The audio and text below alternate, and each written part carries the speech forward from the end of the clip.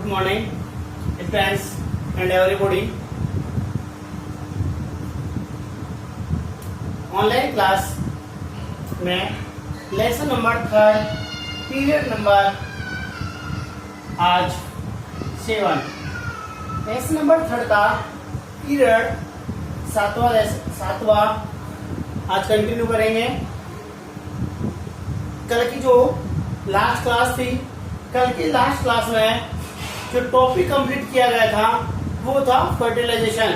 उसको अपन ने कहा था निषेचन, और अपनी ऑनलाइन जो क्लास है उसमें निषेचन को 2 घंटे में कंप्लीट किया था, जिसमें फर्टिलाइजेशन पार्ट फर्स्ट और फर्टिलाइजेशन पार्ट सेकंड डला हुआ है। कल की जो क्लास में जो निषेचन क्रिया अपन ने बताई थी, उस निषेचन क्रिया में दोहरा निषेचन पड़ा था, और उस दोहरा निषेचन में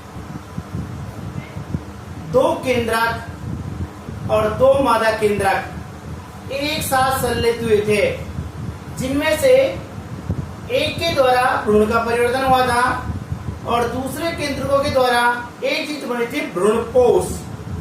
और इस भ्रूणपोष का जब नाम आया था तो ये कहा था कि जो नेक्स्ट ऑनलाइन क्लास होगी, उस नेक्स्ट ऑनलाइन क्लास में भ्रूणपोष के बारे में अध्ययन किया जाएगा। तो आज की जो ऑनलाइन क्लास है, आज की ऑनलाइन क्लास में भ्रूणपोष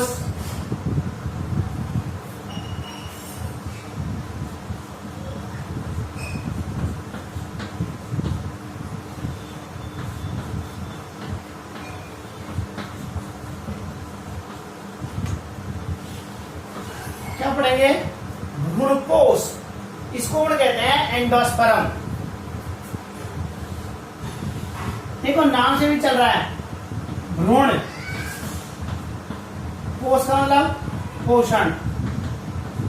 जो भ्रूण को पोषण उपलब्ध कराता है ना, उसे अपन क्या कहते हैं? भ्रूणपोष कहते हैं, जिनके द्वारा इस प्रकार के टिश्यू या इस प्रकार की स्ट्रक्चर्स, संरचनाएं जिनके द्वारा विकसित हो रहे भ्रूण को पोषण अवेलेबल होता है, वो संरचनाएं क्या कहलाती हैं? भ्रूणपोष कहलाती हैं। इस जो भ्रूणपोष था ना, इस भ्रूणपोष को मैंने ये कहा था कि जो दूसरा नरयुग्मक होता है, ये दूसरा नरयुग्मक द्वितीयक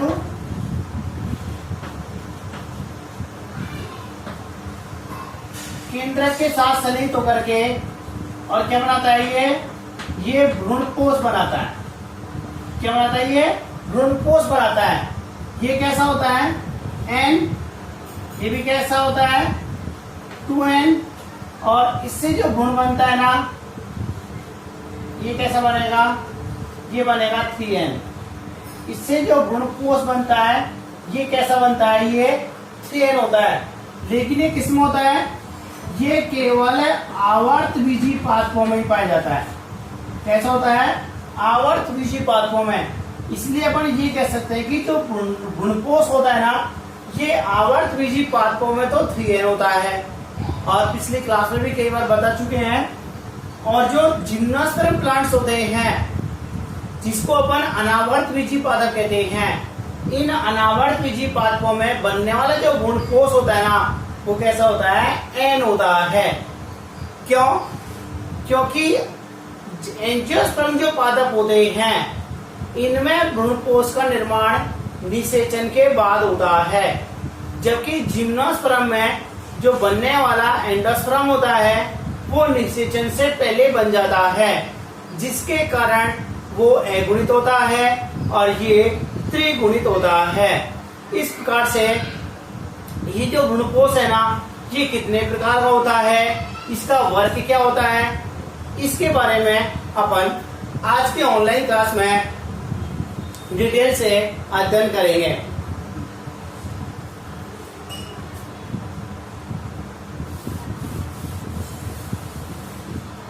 ये अपन ने भ्रूणपोष लिखा था कि भ्रूणपोष का निर्माण ऐसे होता है। आवर्त जो पादप होते हैं ना, इनमें प्राथमिक भ्रूणपोष केंद्रक का परिवर्तन होने से त्रिगुणित भ्रूणपोष का निर्माण होता है। आवर्त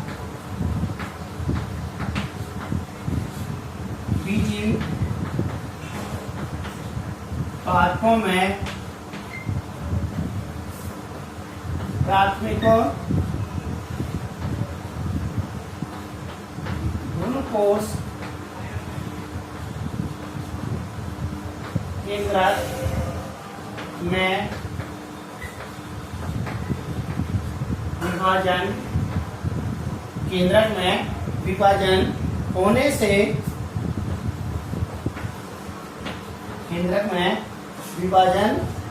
से भ्रूणपोष त्रिगुणित भ्रूणपोष का परिवर्धन होता है। जब जो प्राथमिक भ्रूणपोष केंद्रक होता है, इस प्राथमिक भ्रूणपोष केंद्रक में जब विभाजन क्रिया होती है तो विभाजन क्रिया से त्रिगुणित भ्रूणपोष का परिवर्तन होता है। ये अपने लिखा है जो भ्रूणपोष है ये कैसा होता है, ये 3n होता है। इसका जो निर्माण होता है, जो प्राथमिक भ्रूणपोष केंद्रक बनता है, जब एक नरयुग्मक और ये बनता है तो ये सबसे पहले क्या बनाता है, ये प्राथमिक भ्रूणपोष केंद्रक बनाता है, जो बाद में बार बार विभाजन क्रिया द्वारा किसका निर्माण करता है, त्रिगुणित भ्रूणपोष का निर्माण करते हैं। ये जो भ्रूणपोष होता है ना, ये भ्रूणपोष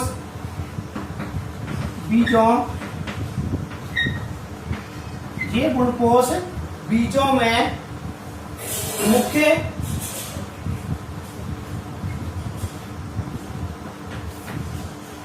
भोज्य संग्राहक ऊतक है। कुल मिलाके ये कह सकते हैं कि पहले क्या ये भ्रूण को पोषण प्रदान करने वाली संरचना है। तो एक जो भ्रूणपोष होता है ना, ये बीजों में मुख्य भोज्य संग्राहक ऊतक होता है और ये ही क्या करता है, विकसित हो रहे भ्रूण को पोषण प्रदान करने में सहायक होता है। इसी के द्वारा जब भ्रूणपोष बनता है और बीजांकुरण क्रिया होती है तो बीजांकुरण के समय इसी भोजन का उपयोग होता है। बीजों में अंकुरण के समय इसी संरचना से पोषण प्राप्त होता है। जिस समय बीजों का अंकुरण हो रहा होता है और बीजों का अंकुरण होता है तो उस समय बीजांकुरण से नवोद्भिद प्लांट्स मिलते हैं और ये नवोद्भिद जो प्लांट्स होते हैं ना, ये नवोद्भिद प्लांट्सों को जो पोषण होता है ना, वो पोषण कहाँ से मिलता है, ये पोषण इन्हीं संरचनाओं से प्राप्त होता है। इसलिए क्या होता है कि ये जो भ्रूणपोष होते हैं ना, ये भ्रूणपोष विकसित हो रहे भ्रूण को और नवोद्भिद दोनों को ये पोषण प्रदान करता है। आवर्तबीजी पादपों में भ्रूणपोष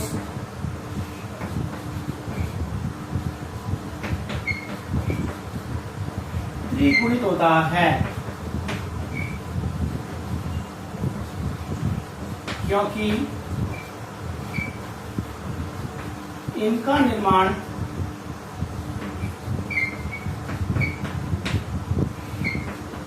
निषेचन के बाद होता है।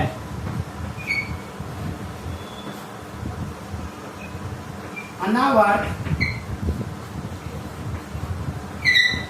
बीजी पादपों में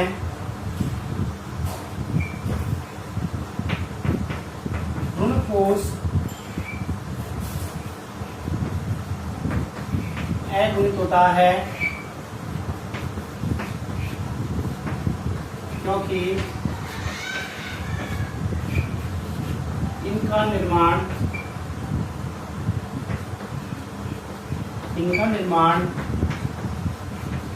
निषेचन से पहले होता है। ये मैंने भ्रूणपोष से संबंधित इनकी कुछ खास जो जानकारी थी, ये खास पॉइंट्स थे जो मैंने आपको स्पष्ट किए हैं।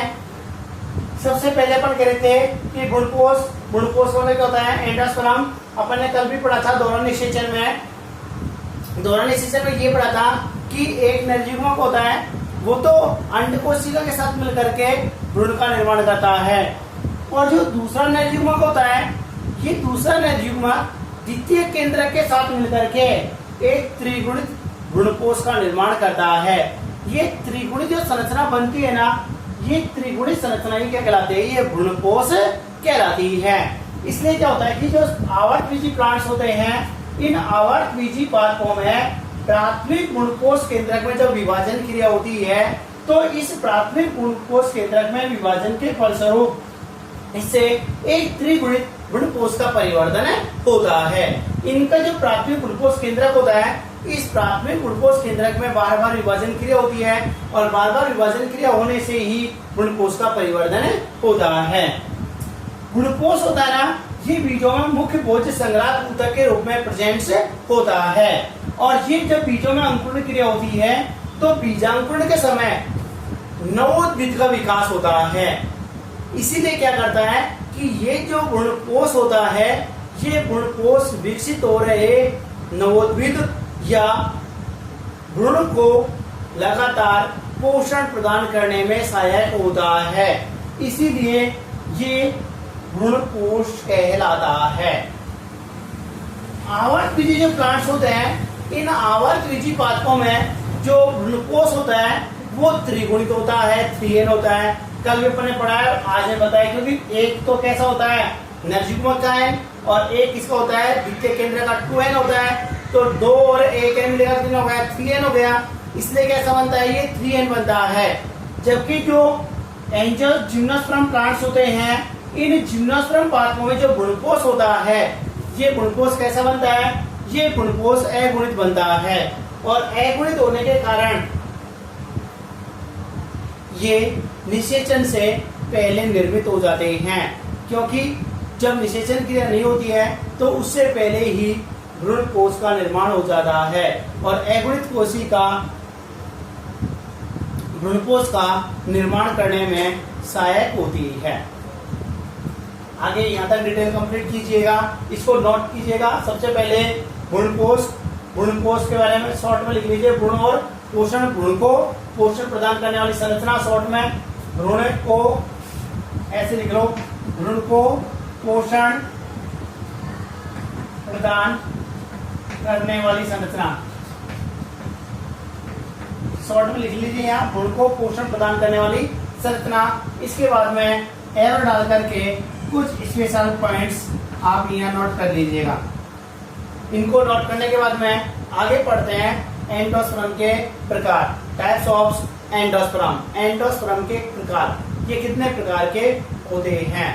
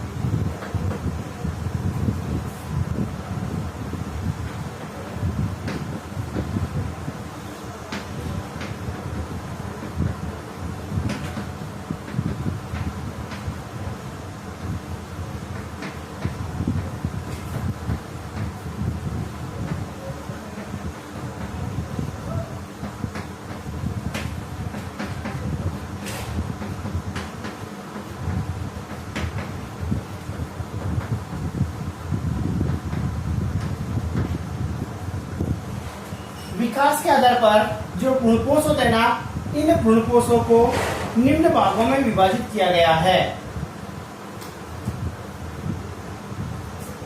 नंबर 1 आता है केंद्रीय भ्रूणपोष। नंबर 2 आता है अपने पास कोशिकीय भ्रूणपोष। नंबर 3 आता है अपने पास एलोवियल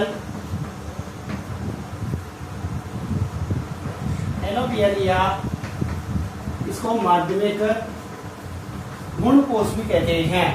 कितने टाइप्स होते हैं? 3 प्रकार के भ्रूणपोष विकास के आधार पर पाए जाते हैं। नंबर 1 केंद्रीय, नंबर 2 कोशिकीय और नंबर 3 एलोवियल। 3 प्रकार के भ्रूणपोष होते हैं। इन तीनों प्रकार के भ्रूणपोष किस संरचना में पाए जाते हैं, इनकी क्या स्पेसिफिक स्ट्रक्चर्स होती है, या इनमें कौन कौन सी प्रॉपर्टीज पाई जाती है, इन सब का अध्ययन एक एक भ्रूणपोष के प्रकार में अपन करते हैं। तो सबसे पहले अपन डालते हैं नंबर 1 डालते हैं केंद्रीय भ्रूणपोष। यहाँ सबसे पहले पॉइंट डालिएगा भ्रूणपोष के प्रकार। भ्रूणपोष के प्रकार डालने के बाद में नीचे एक लाइन लिखी जाएगी, विकास के आधार पर भ्रूणपोष को निम्न भागों में विभाजित किया गया है। और ये लाइन लिखने के बाद में तीनों पॉइंट डाल लीजिएगा। नंबर 1 केंद्रीय भ्रूणपोष, नंबर 2 कोशिकीय भ्रूणपोष और नंबर 3 एलोवियल भ्रूणपोष।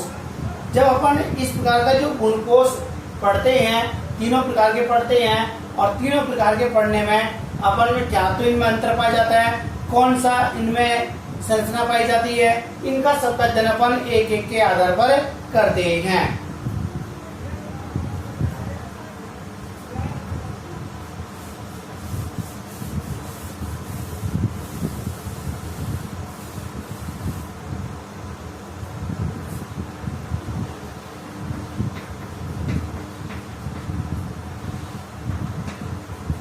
नंबर 1 आता है हमारे पास केंद्रीय भ्रूणपोष। ये जो केंद्रीय भ्रूणपोष होता है ना, ये क्या होता है जी, ध्यान रखिए आपको। केंद्रीय भ्रूणपोष केंद्र कहाँ होता है? मध्य में होता है।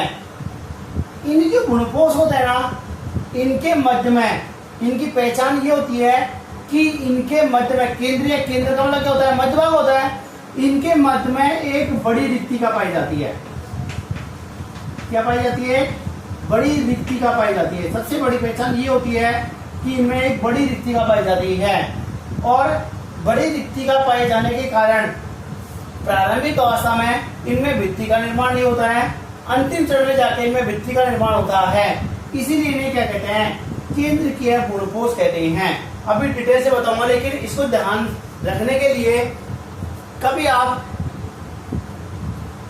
किसी टूर पे गए हो और टूर पे अपन जाते हैं तो अपन किसी किले में घूमने के लिए जाते हैं, जैसे मान लो चित्तौड़ किले घूमने गए।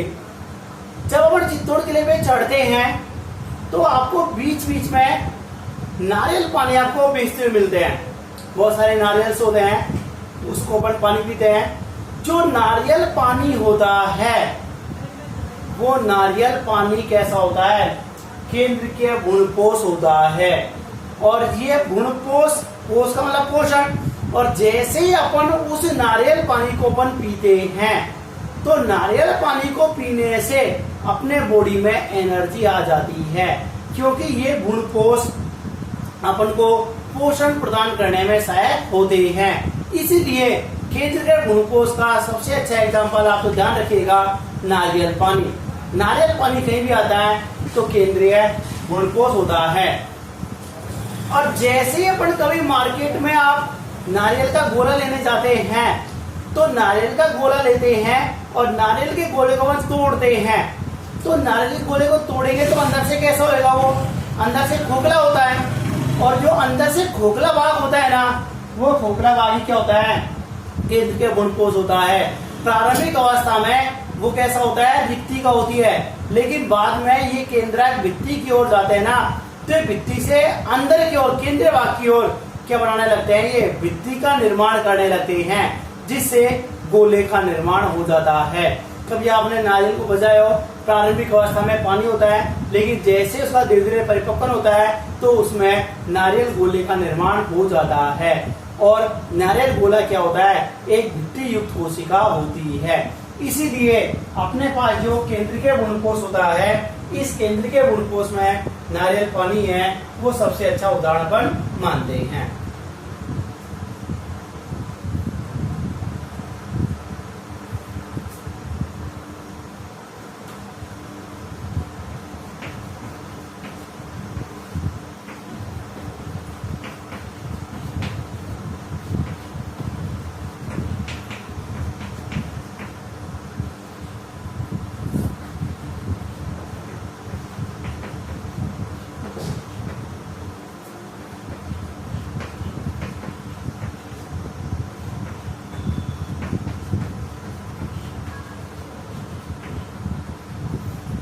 इनमें जो प्राथमिक भ्रूणपोष केंद्रक होता है,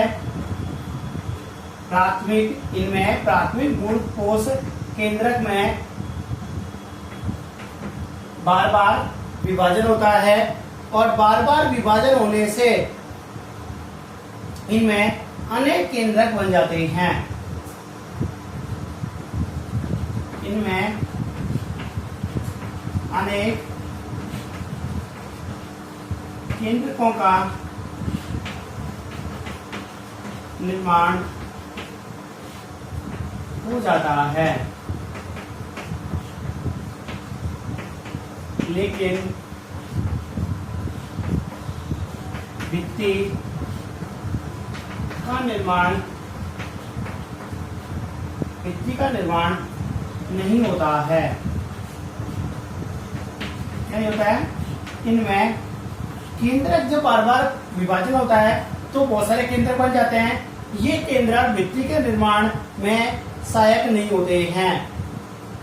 इनमें जो केंद्रक में जो विभाजन होता है ना, ये स्वतंत्र नाभिक विभाजन होता है। इनके केंद्रक में होने वाला विभाजन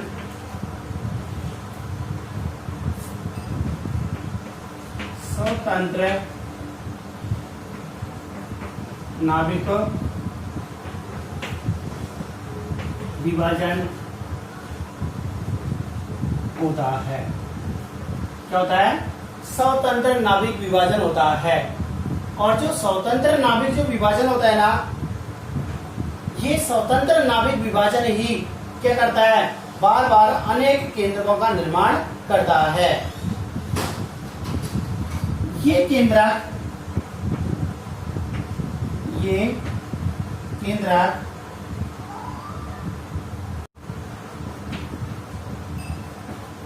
परिधि की ओर विन्यासित हो जाते हैं। कहाँ से हो जाते हैं? ये परिधि की ओर विन्यासित हो जाते हैं, जिससे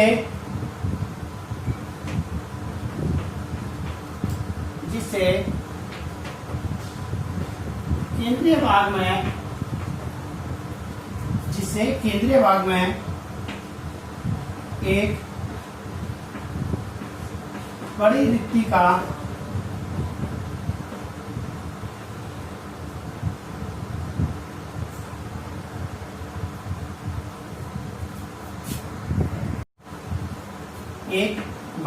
का उत्पन्न हो जाती है। अभी मैंने आपसे कहा था कि नारियल होता है ना, उसके नारियल के जो केंद्रीय भाग होता है, उस केंद्रीय भाग में क्या हो जाता है? एक बड़ी रिक्ति उत्पन्न हो जाती है। और इसीलिए जो नारियल का जो गोला होता है ना, नारियल का गोला कैसा होता है? नारियल का गोला अंदर से खोखला होता है। इसके बाद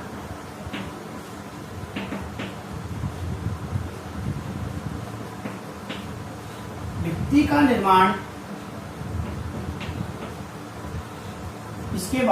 का निर्माण परिधि से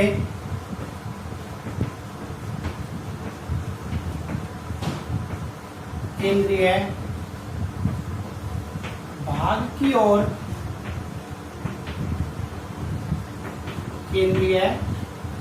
होता है।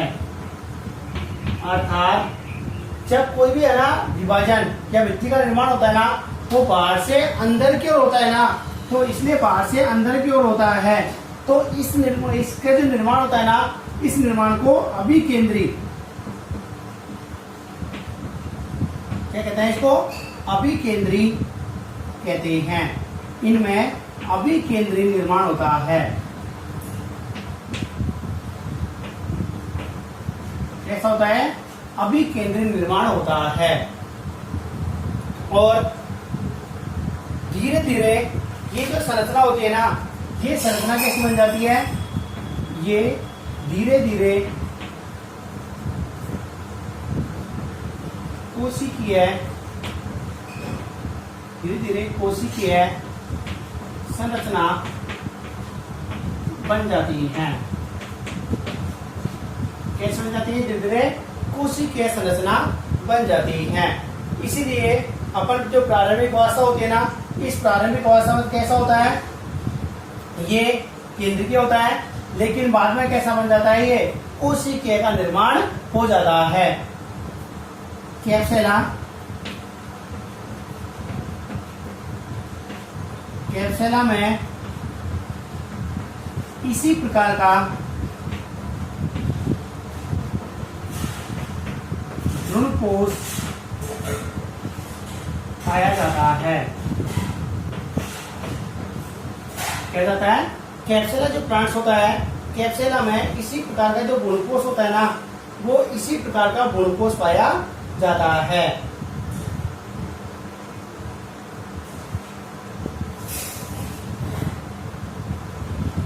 यहां तक इसके आगे लिखना है।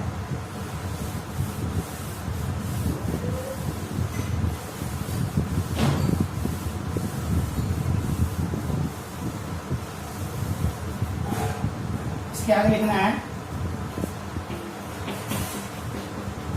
नारियल का दूधिया पानी, नारियल के दूधिया पानी में मुक्त केंद्रक उपस्थित होते हैं। क्या होते हैं, नारियल का जो दूधिया पानी होता है, इस नारियल के दूधिया पानी में कैसा होता है, मुक्त केंद्रक पाए जाते हैं। और ये कैसे होते हैं, ये स्वतंत्र अवस्था में तैरते रहते हैं। ये स्वतंत्र अवस्था में तैरते रहते हैं। इसलिए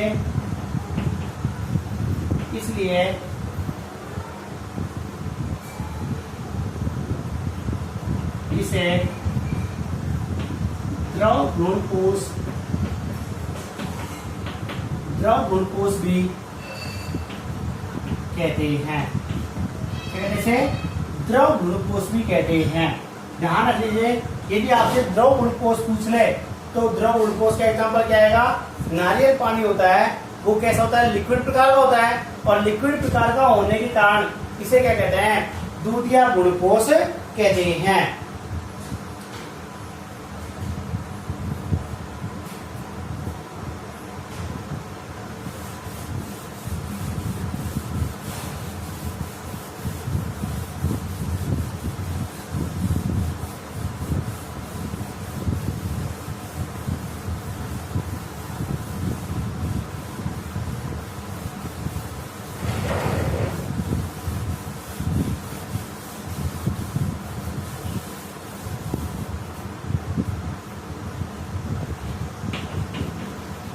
आवर्त विधि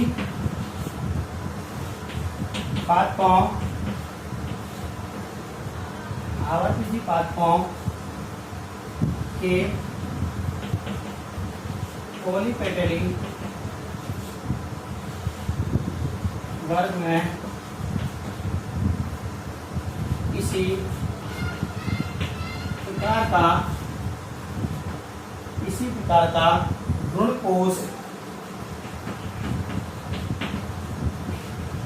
पाया जाता है। क्या पाया जाता है, जो पॉलीपेटली वर्ग होता है, इस पॉलीपेटली वर्ग में इसी प्रकार का एग्जाम्पल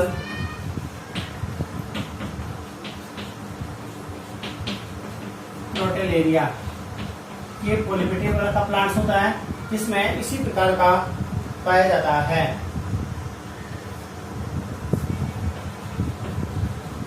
आवर्तबीजी पादपों के कुल पादपों में से लगभग 56% पादपों में किसी प्रकार का भ्रूणपोष पाया जाता है।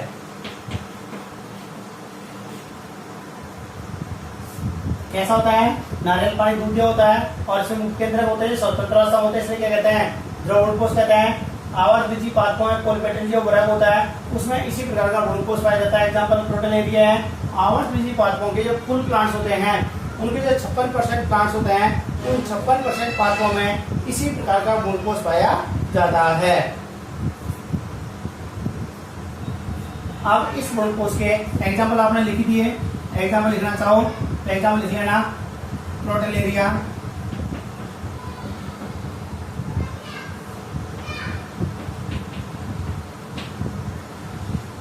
कैप्सेला, नारियल पानी, ये इसी प्रकार के भ्रूणपोष होते हैं।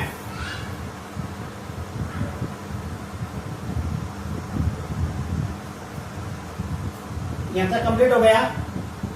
आगे इसका डायग्राम।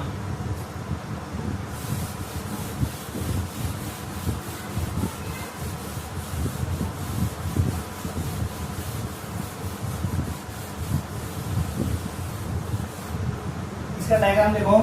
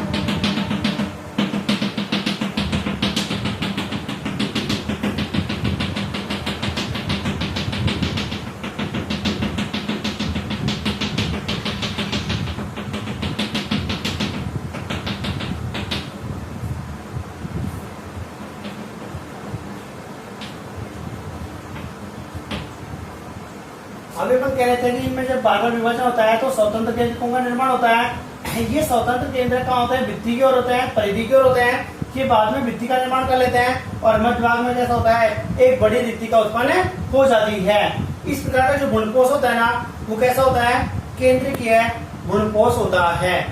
ये डायग्राम, एग्जाम्पल और डिटेल मैंने पहले लिख चुके हैं और उसके नीचे बनाना है आपको डायग्राम।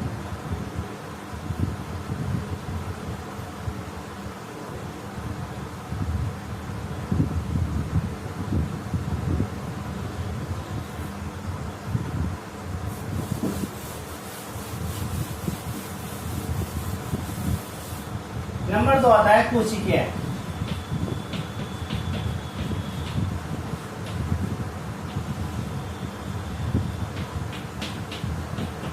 नंबर 2 आता है कोशिकीय भ्रूणपोष। ऐसा होता है कोशिकीय। वहां तो कोशिका का निर्माण कब हुआ था? बाद में लास्ट में हुआ था। यहाँ स्टार्टिंग से जैसे ही प्राथमिक भ्रूणपोष केंद्रक में विभाजन होता है तो साथ के साथ ही कोशिकाओं का निर्माण, भित्ति का निर्माण हो जाता है।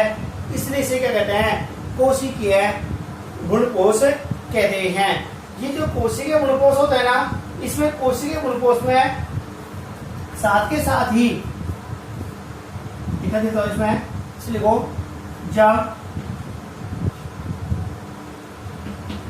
प्राथमिक ग्लूकोज केंद्रक में बार बार विभाजन होता है, बार बार विभाजन होता है, तो साथ ही भित्ति का निर्माण हो जाता है। मैंने अभी स्पष्ट भी किया कि जैसे इनके प्राथमिक ग्लूकोज केंद्रक में विभाजन होता है, तो प्राथमिक ग्लूकोज केंद्रक में विभाजन के साथ साथ ही क्या हो जाता है, साथ के साथ ही भित्ति का निर्माण हो जाता है। ये जो ग्लूकोज होता है ना, ये प्रारंभ से लेकर अंतिम अवस्था तक कोशिकीय बना रहता है। कैसा बना रहता है? ये कोशिकीय अवस्था में बना रहता है। ये जो ग्लूकोज होता है ना, इस ग्लूकोज की सबसे बड़ी खास बात क्या होती है? इस ग्लूकोज की सबसे बड़ी खास बात ये होती है कि इनके जो ग्लूकोज होते हैं ना, इनके ग्लूकोज में सूचकांक विकसित हो जाते हैं। इनके ग्लूकोज में सूचकांक उत्पन्न हो जाते हैं। जानते हो सूचकांक क्या होता है? सूचकांक का मतलब होता है चूषण करने वाले अंग। इसीलिए इनके जो सूचकांक होते हैं ना, वो लगातार पोषण का चूषण करने में भी सहायक होते हैं, लगातार पोषण का चूषण करते रहते हैं। जो अपने ग्लूकोज बनते हैं ना, आवर्तवीजी पादपों में, आवर्तवीजी पादपों के गैमोपोटेली वर्ग में इसी प्रकार का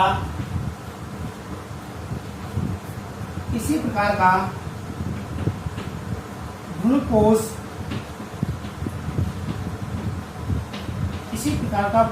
पाया जाता है। केंद्रीय में कौन सा होता है? पॉलीपेटेली, और कोशिका में कौन सा होता है? गैमोपेटेली। ध्यान रख लीजिएगा, वो पॉलीपेटेली होता है और ये गैमोपेटेली होता है। एग्जाम्पल,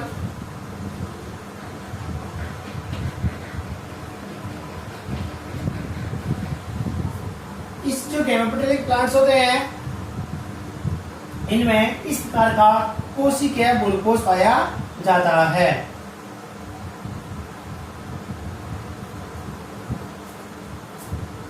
ये इसके कुछ पॉइंट्स हैं कोशिकीय का। इसका डायग्राम बना देता हूं मैं।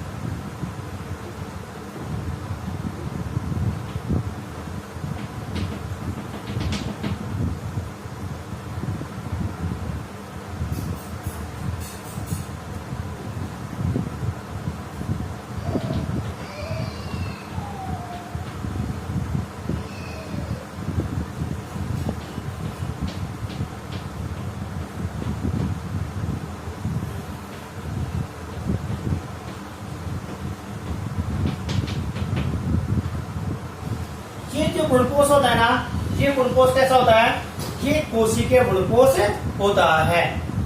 और जो लास्ट थर्ड नंबर का अपन पढ़ते हैं हेलोबियल, थर्ड नंबर का अध्ययन करते हैं।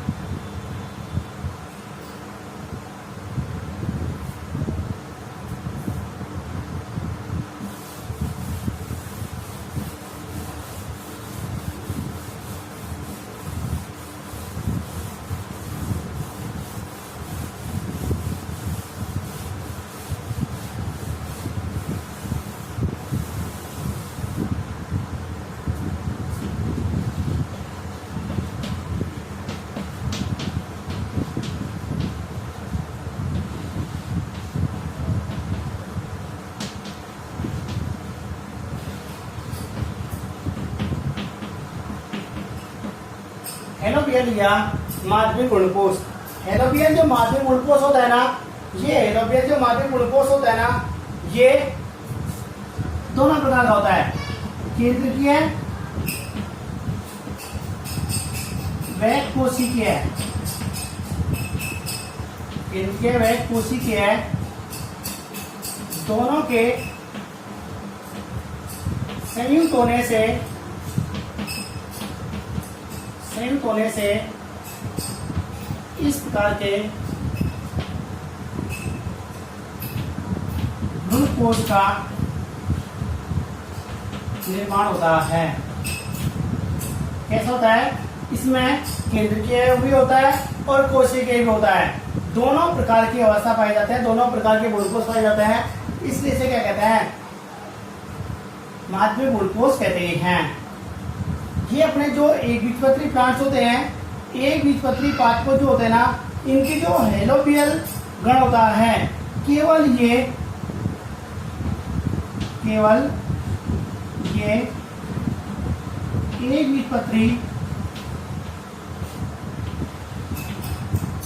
एक बीजपत्री पादपों के हेलोबियल गण में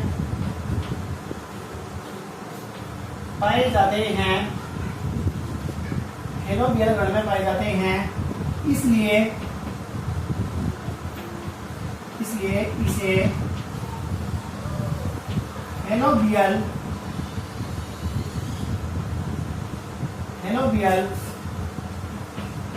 भ्रूणकोष कहते हैं। कहते हैं इसे हेलोबियल गुणकोष कहते हैं।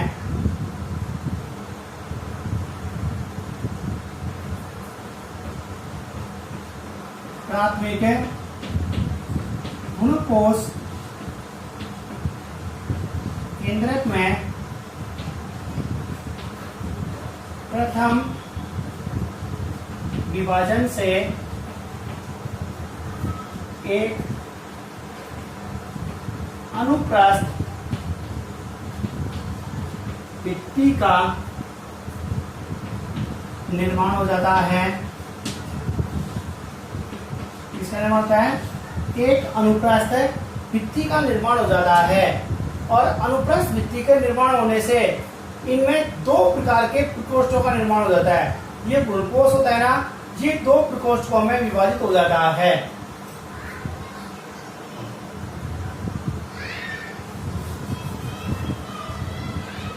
इनमें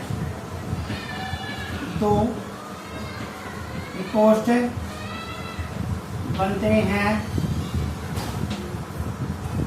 एक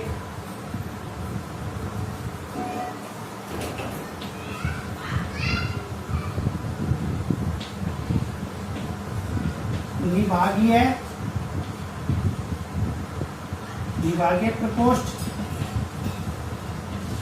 और दूसरा आता है अपने पास बीजाणुद्वारीय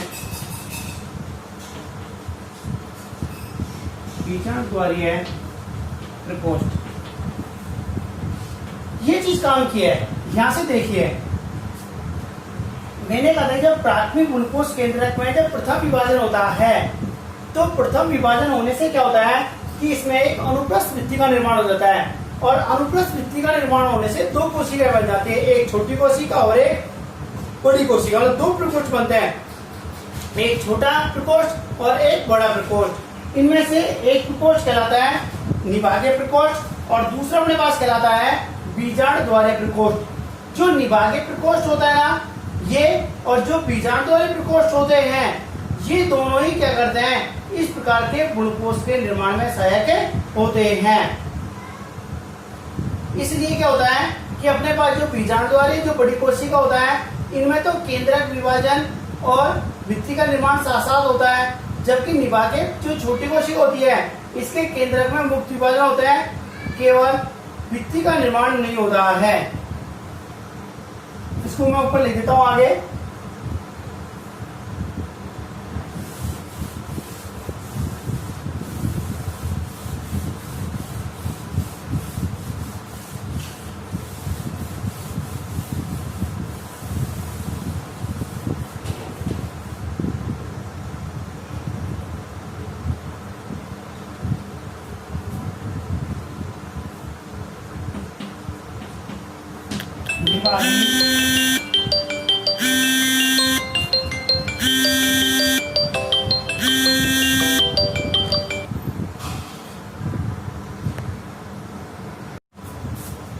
ये निभागीय जो प्रकोष्ठ होता है, ये छोटी रिक्तिका, छोटी कोशिका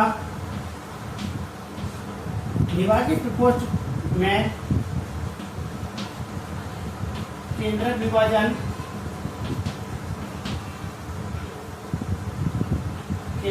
होने से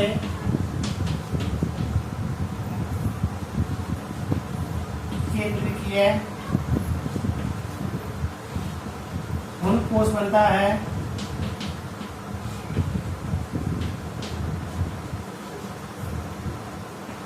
और बीजांड द्वारीय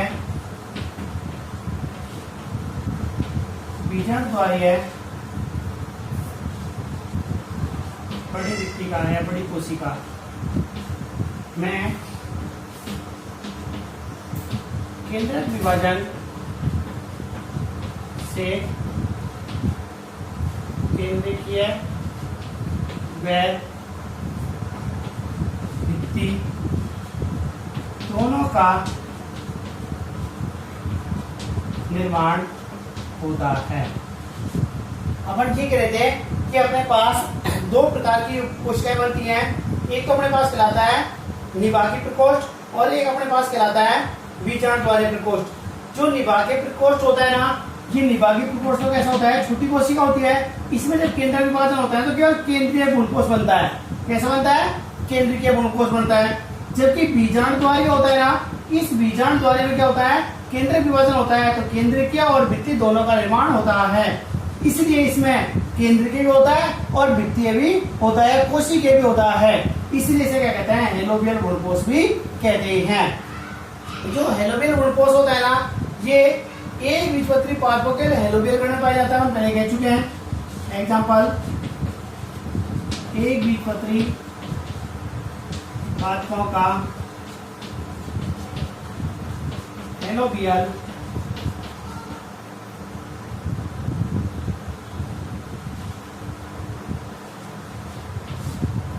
इसमें केवल क्या पाया जाता है,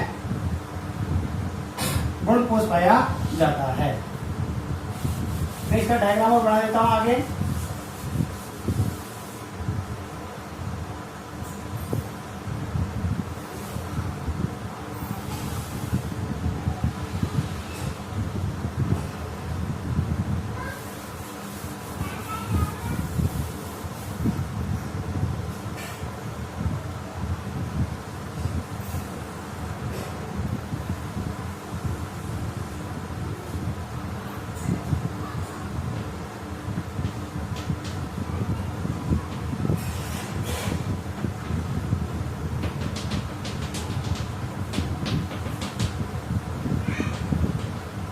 अपन ये कहते हैं कि अपने पास जो केंद्रीय और जो कोशिकीय होता है ना, इस केंद्रीय और जो कोशिकीय होता है, इसमें क्या होता है, दोनों प्रकार के बनते हैं। और दोनों प्रकार के बनने के कारण, दोनों प्रकार के जो बनते हैं, तो इसमें मुख्य केंद्रीय भी होते हैं और कोशिकीय वृत्ति भी होती है। इस प्रकार जो गुणकोष होता है उसे क्या कहते हैं अपन, हेलोबियल गुणकोष कहते हैं।